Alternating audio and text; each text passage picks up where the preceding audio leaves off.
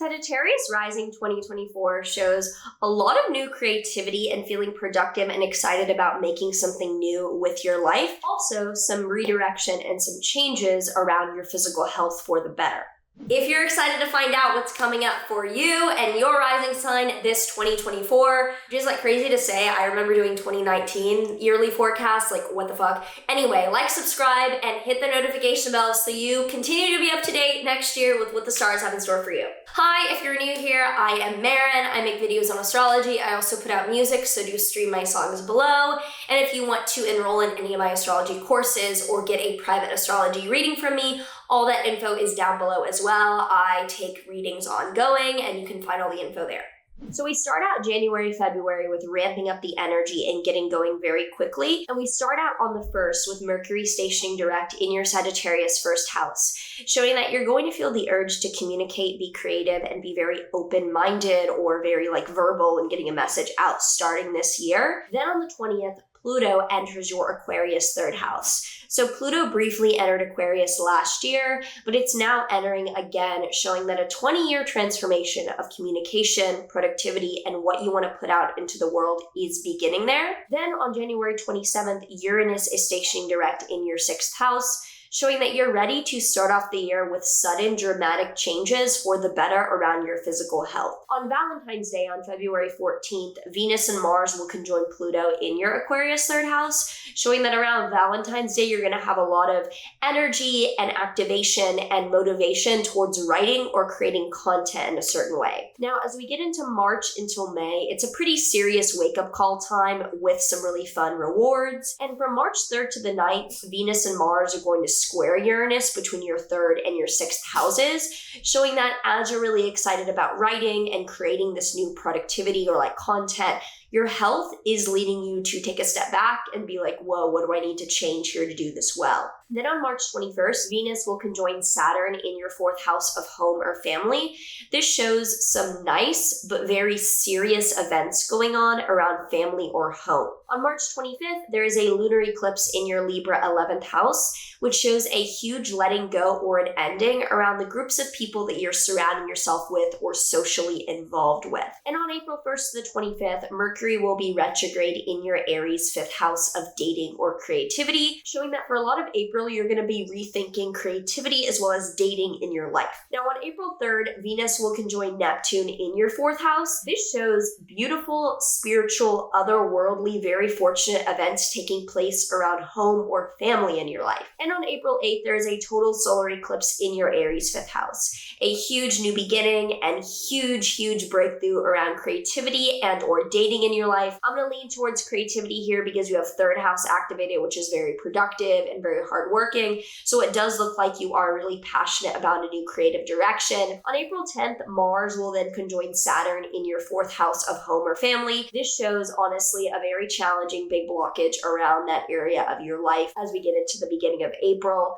But on April 20th, Jupiter will conjoin Uranus in your Taurus 6th house. This shows extremely positive breakthroughs around your physical health going on. And then on April 29th, Mars conjoins Neptune in your 4th house of family. This shows very spiritual, very aggressive, spiritual warrior energy towards doing something beautiful at home. It might be that you want to renovate and redecorate and you're really motivated, or you're going on an ayahuasca trip with your parents. It would be that kind of energy. On May 18th to the 23rd, Venus will conjoin Uranus and Jupiter in your 6th house of health, showing again huge health improvements and huge health expansion in your life, physical health. Then on May 25th, Jupiter enters your Gemini 7th house. So Jupiter is the planet of expansion and it spends about a year in each sign. So from June 2024 until June 2025, this will be in your 7th house of relationships and partnerships, showing that that's the area of a ton of growth and positivity moving forward for the next year. During the summer, it is dramatic but not that serious. So June 8th, we have Venus squaring Saturn between your 7th and 4th houses. Looks like your family is leading to some blockages in your relationship and they're going up against one another. From June 29th until November 14th, Saturn will then be retrograde in your 4th house of family,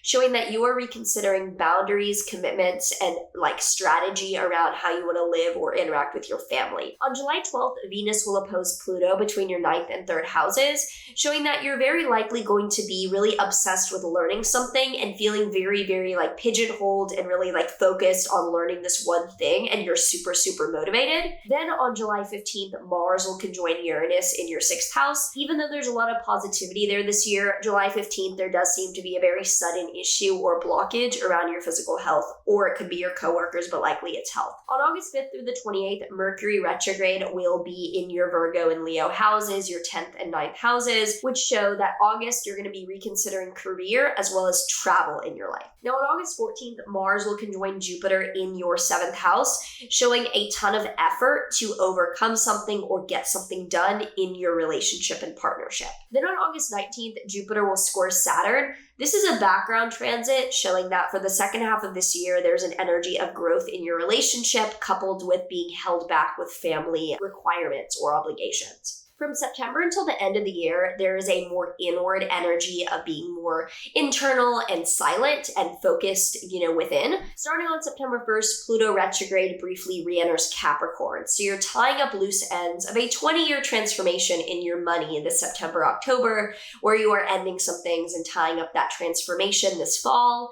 And on September 17th, there is a lunar eclipse in your Pisces 4th house, showing the letting go or ending of a struggle that you're finally ready to complete around home or family. On October 2nd, there is then a solar eclipse in your Libra 11th house of networking and friends, showing a really, really important motivated new beginning around a community around you. And on October 17th, Venus will enter your Sagittarius 1st house, showing that for about the month ahead after that, you're going to have more ease attracting in manifestations that you want and creativity, or just like getting more of what you want. More is coming your way. You're more beautiful to the outside world. November 3rd has Venus opposite Jupiter between your 1st and 7th houses. It shows that you and your partner are having an amazing time in your relationships as we get into November. Beautiful, beautiful energy. November 19th has Pluto re-entering your Aquarius 3rd house, where it will firmly stay from here on out for the next 20 years, showing a transformation of content writing and communicating for you and really finding your voice. Now from November 25th until December 15th, Mercury will be retrograde in your 1st house, showing that you're probably going to be more inward and more quiet, reconsidering your communication this November, December. And on December 6th until February 23rd, 2025, Mars will be retrograde in your Leo 9th house, showing a big overhaul and reconsideration to fix problems around travel plans or education plans. Then on December 24th, we end the year with another Jupiter-Saturn square, showing that your relationship is going amazingly, but your family is putting a damper on that. So if you already have some thoughts or some feelings around what is coming up for you this year ahead, do let me know in a comment down below. And now let's pull a tarot card to see what other info we have. The tarot card that we have here for Sagittarius Risings this year is the 5 of Cups reversed. So usually when this is upright, it shows disappointment, like you got something and it's not as nice as you thought, so you're disappointed after you achieve your goal. This is showing that you're like not playing the game. You're like, I'm not going after the goal. I'm not playing this game. I'm completely out of participating in the game. So this might be a year of you completely kind of getting out of your obligations and what was assumed to be your life path. How are you feeling? What are your thoughts? What are you expecting for this year ahead after hearing all this? Let me know down below. I'm very interested to hear how you feel about this year ahead. I know I have some thoughts, some pros, some cons, and can't wait to see how it plays out. So yeah, looking forward to making videos for you guys in the year to come, and I will see you in the next one, which will be next year. All right, see ya. There is one thing you're all